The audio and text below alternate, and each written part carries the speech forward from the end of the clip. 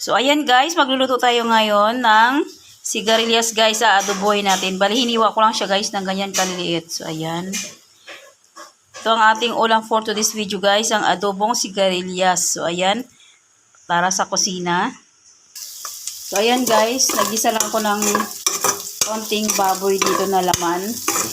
Para panghalo lang natin sa ating sigarilyas. So, ayan. Hintayin lang natin mag-aromatic ang ating sibuyas at bawang.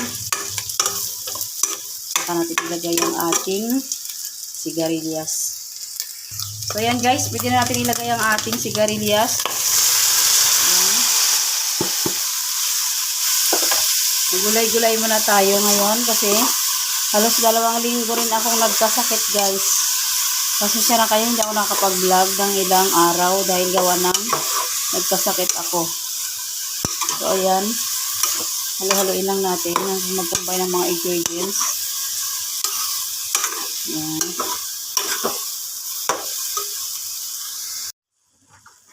Ayan guys. Halo-haloin lang natin guys.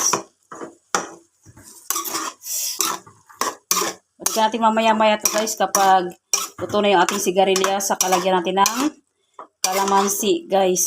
Ayan. Simpleng luto lang na ang ating ulam for today's video guys, ang ating adobong sigarilyas na may baboy.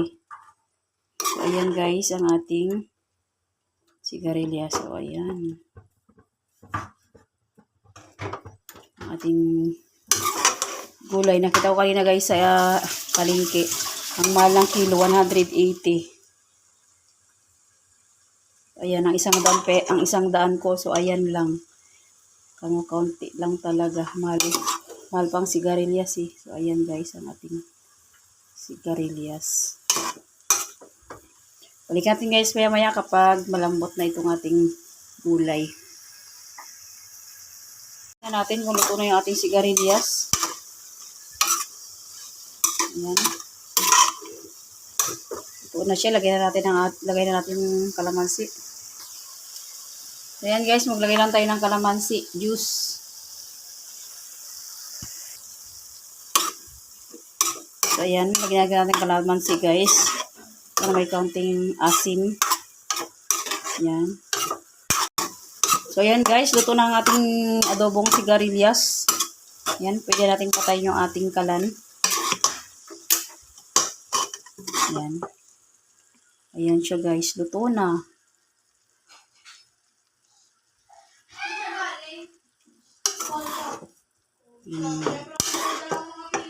Luto na ang ating adobong sigarilyas. Ayan, naggulay-gulay muna ako guys kasi ilang araw talaga akong nagkasakit. Parang naghahanap ako ng gulay. So, ayan ang ating gulay. So, yun lang guys. Thanks for watching. Please like, comment, and share. And subscribe. God bless us all.